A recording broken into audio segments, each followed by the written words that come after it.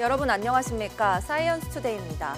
서울 여의도 봄꽃 축제가 어제 시작되면서 봄 기운을 물씬 느낄 수 있는 요즘입니다. 수도권의 벚꽃이 절정을 향해 가고 있지만 비는 오늘 오후 서쪽 지방에서 시작돼 전국으로 확대되면서 벚꽃이 금세 질 우려도 있어 벚꽃을 즐길 시간이 길지는 않을 것 같습니다. 이번 주말에도 전국적으로 비 소식이 있는 만큼 주말 나들이 계획에 참고하시길 바랍니다. 오늘의 주요 뉴스 만나보시죠.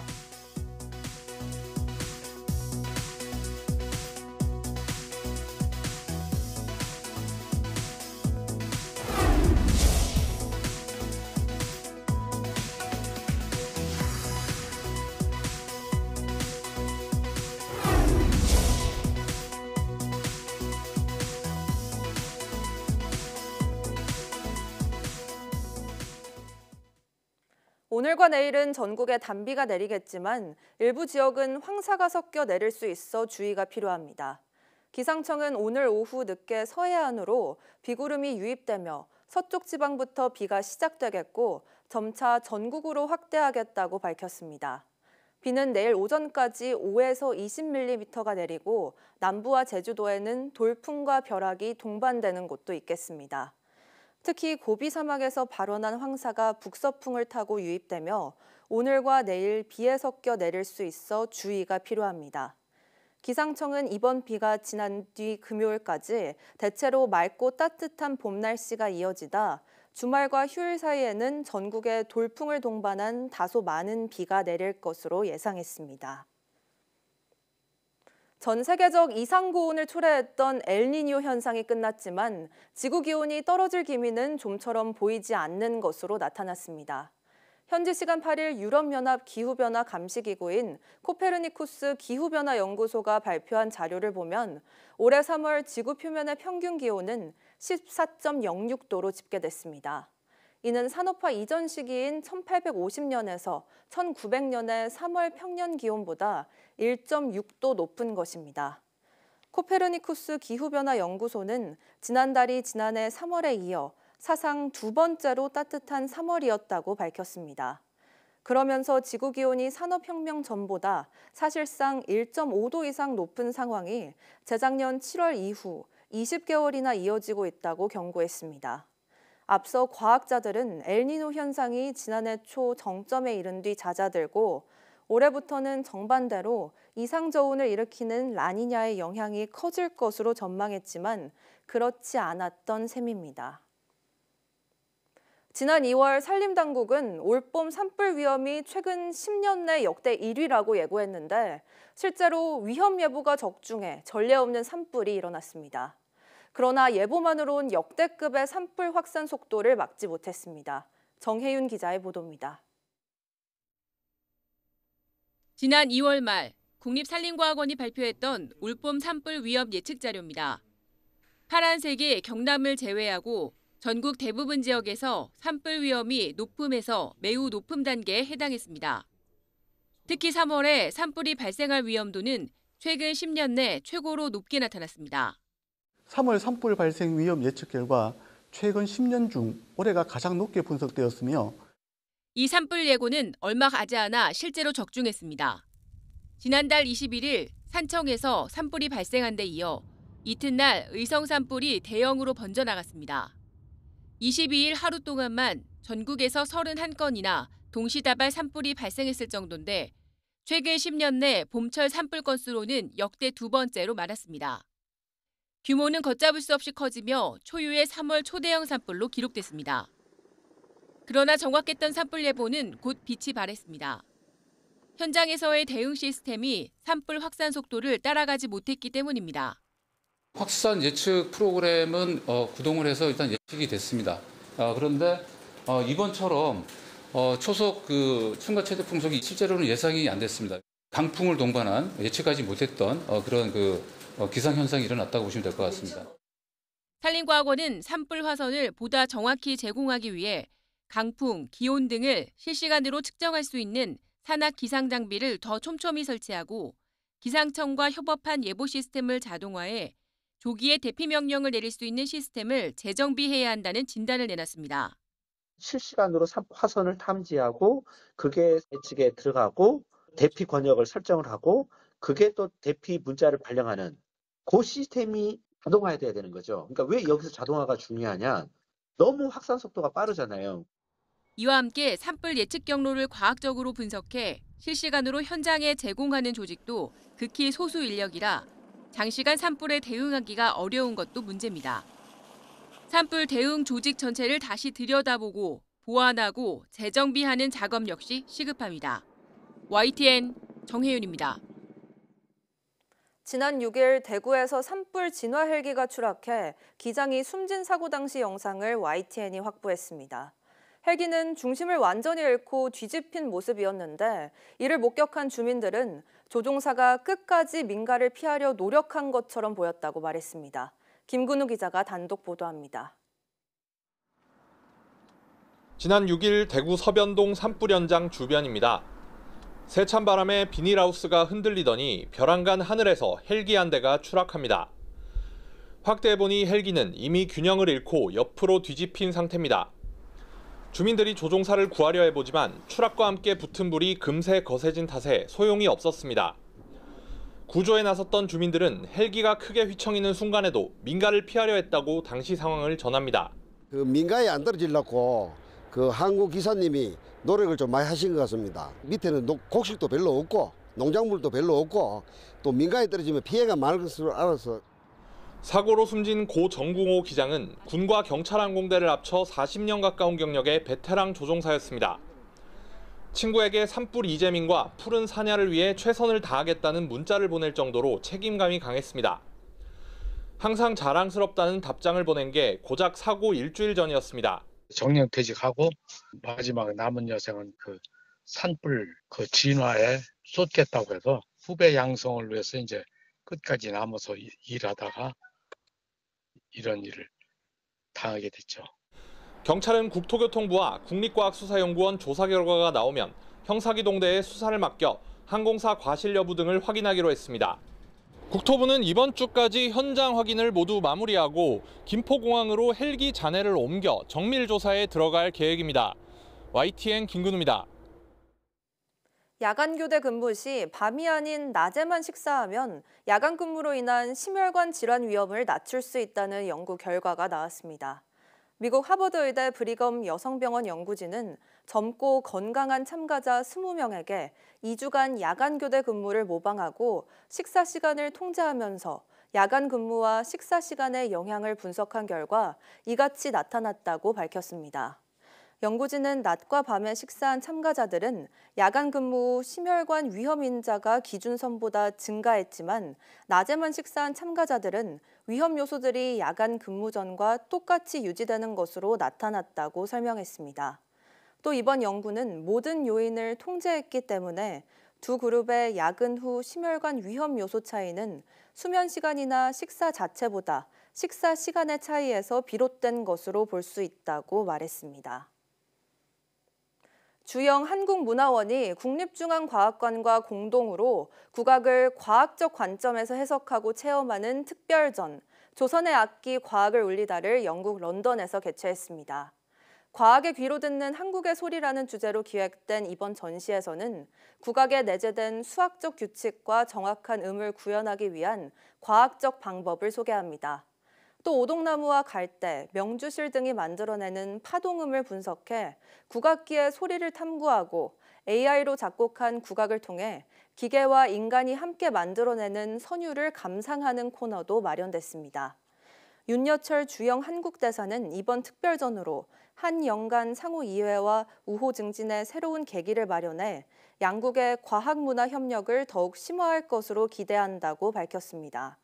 선승의 주영 한국문화원장은 한국의 전통음악을 과학기술로 풀어서 미래의 문화유산에 기여하고자 한다고 강조했고 권성민 국립중앙과학관장도 이 전시를 시작으로 양국의 과학문화 교류가 더욱 활성화되길 바란다고 말했습니다.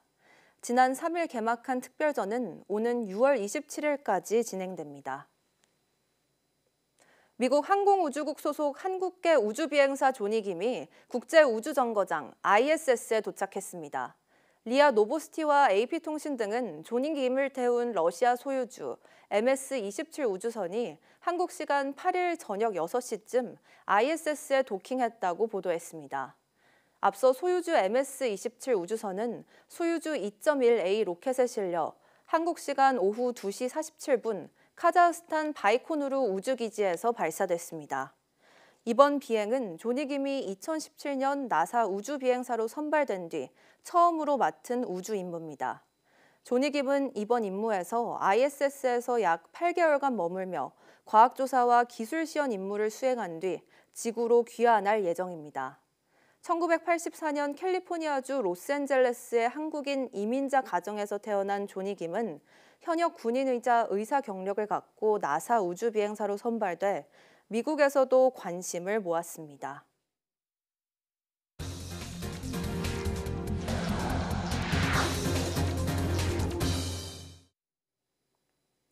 미국의 상호관세가 오늘 공식 발효됩니다. 발효를 하루 앞둔 어제 정인교 통상교섭본부장이 관세 협의를 위해 미국으로 떠났는데요. 미국 무역대표부 대표 등과 만나 상호관세율 25%에 문제가 있다는 점을 지적하고 이미 품목 관세가 부과된 철강과 자동차 등에 대해서도 반드시 협의하고 오겠다고 밝혔습니다. 황혜경 기자가 보도합니다. 정인교 통상교섭본부장이 지난달에 이어 또 인천공항 출국장 포토라인 앞에 섰습니다. 지난 5일 미국이 전 세계에 부과한 기본관세 10%에 이은 국가별 관세 15% 발효를 앞두고 어깨가 더욱 무거워진 상황. 카운터파트인 제이미슨 그리어 무역대표부 대표 등 미국 측 당국자들과 면담할 예정입니다. 우리나라가 다른 나라에 비해서 불리하지 않은 조치를 받을 수 있도록 적극 협의하고 오겠습니다. 트럼프 대통령이 중국을 제외한 국가와는 협상을 통한 관세 유예나 인하가 가능하다는 점을 시사한 게 긍정적이라면 긍정적입니다.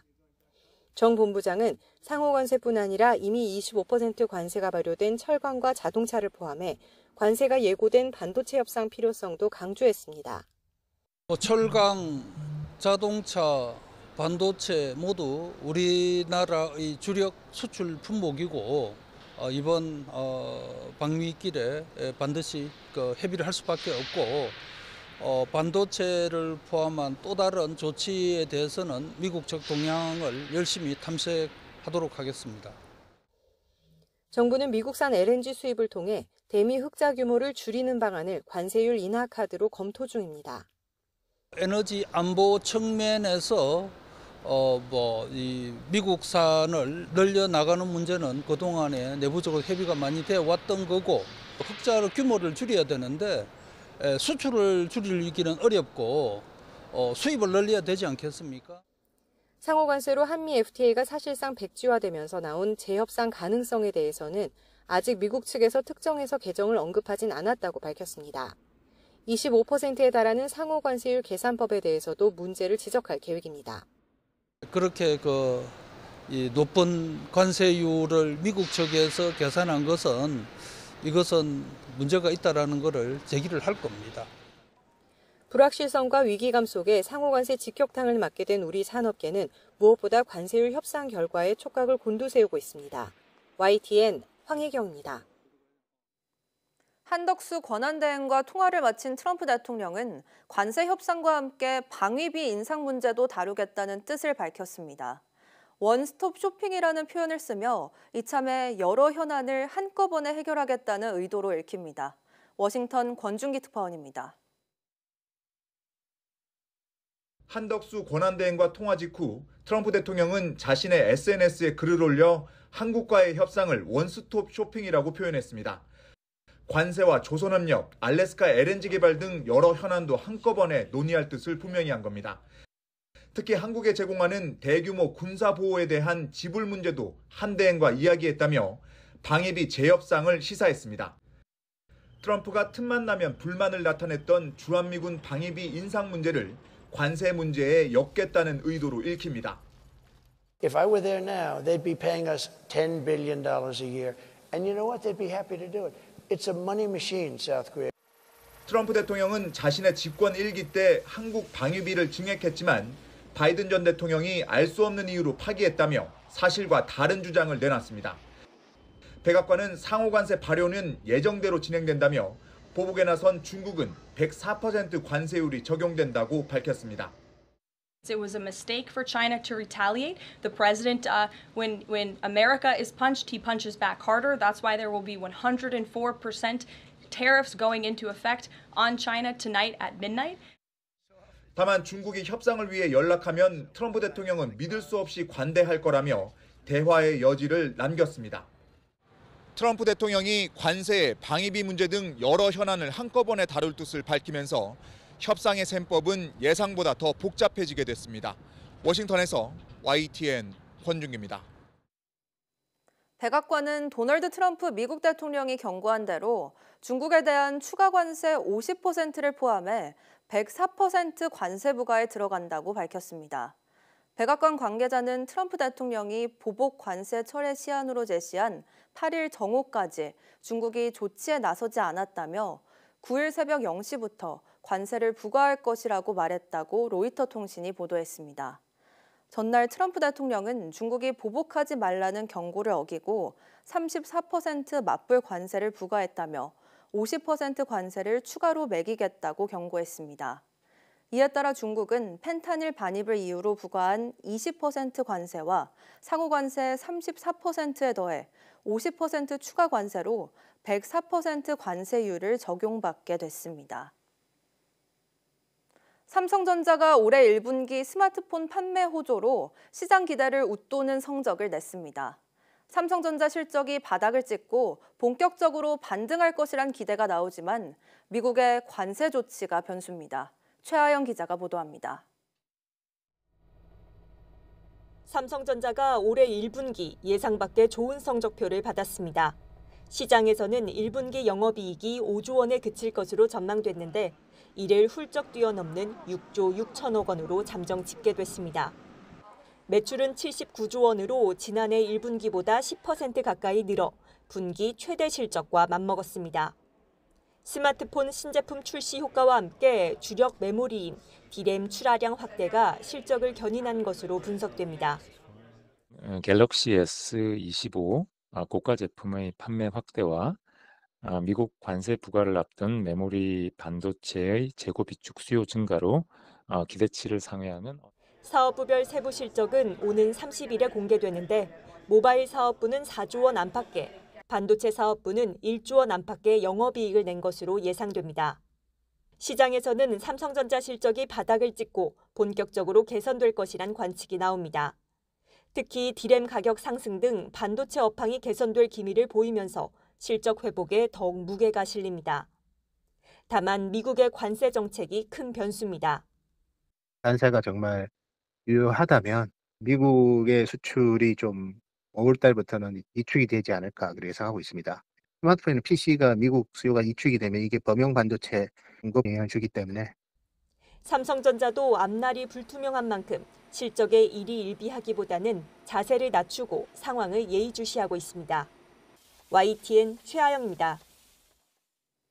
반도체 산업 주 52시간 예외 조항이 쟁점인 반도체 특별법이 더불어민주당과 국민의힘 간 이견으로 국회 법안 소위 문턱을 넘지 못했습니다. 민주당은 주 52시간 예외 조항을 빼고 우선 합의된 내용만 담아서 법안을 처리하자고 주장했지만 국민의힘은 특별법에 해당 조항까지 담아 통과시켜야 한다고 반발했습니다. 양당은 다음 소위에서 관련 논의를 이어가기로 했는데 이와 별개로 민주당은 반도체 특별법을 패스트트랙, 즉 신속 처리 안건으로 지정하는 방안을 검토하기로 했습니다. 가고 싶은 섬 가운데 전남 완도의 청산도를 빼놓을 수 없습니다. 청산도에 유채꽃이 활짝 피기 시작했는데요. 청산도에서 느림의 미학을 만끽할 수 있는 슬로 걷기 축제가 열리고 있습니다. 김범한 기자가 다녀왔습니다. 산과 바다 그리고 하늘이 모두 푸르러 이름 지어진 청산도입니다. 유채꽃이 꽃망울을 터뜨리면서 청산도에 진짜 봄이 왔습니다. 나비야! 청산도에 청산도 처음 왔는데 이게 걸으면서 유채꽃도 보고 다 노랑노랑해서 기분이 되게 좋고 봄꽃도 보니까 되게 좋아요. 봄 나들이객들은 소중한 추억을 카메라에 담느라 마냥 즐거운 표정입니다. 큰맘 먹고 여기까지 이제 뭐 배 타고 왔는데, 뭐 가족끼리 이제 오랜만에 바람 좀 쐬고 분위기 전환 좀 하려고.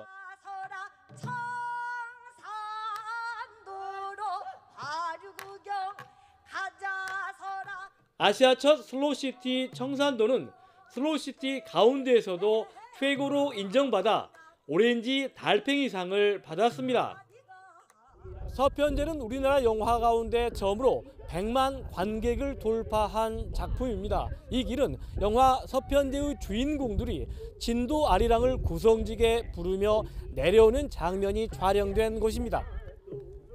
올해 청산도 축제는 슬로길 42.19km를 천천히 걷고 밤낮 없이 놀고 기록하자는 3가지 테마에 17가지 프로그램이 마련됐습니다. 우리 완도에서는 국내 최초로 해양 치유 산업을 추진을 하고 있습니다. 그래서 신지 명사시민에서 해양 치유 체험을 하시고요. 그리고 바로 이곳 청산도에서는 경관 치유와 더불어서 기치유를 할 수 있는 아주 힐링할 수 있는 국내에서 제일 가는 곳이라 할 수 있겠습니다. 맛깔스러운 음식과 함께 남도, 특히 섬 여행의 진수를 선보이는 청산도 슬로 걷기 축제는 다음 달 4일까지 이어집니다. YTN 김범환입니다.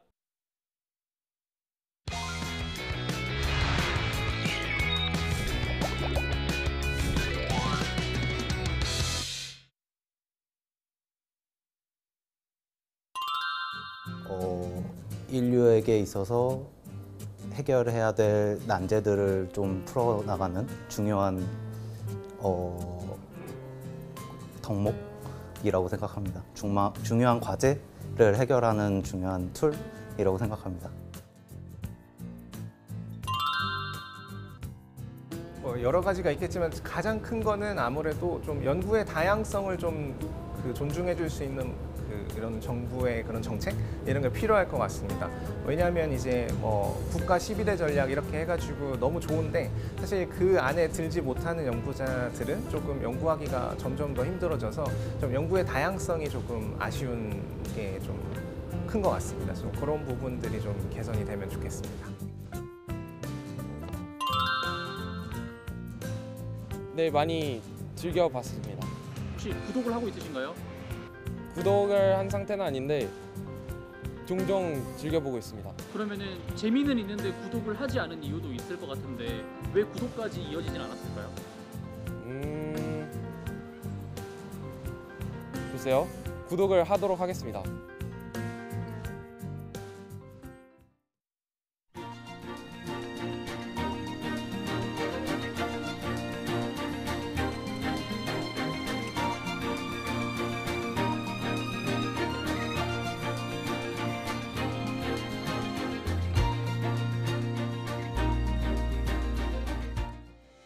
(4월 9일) 오전 사이언스 투데이 마칩니다.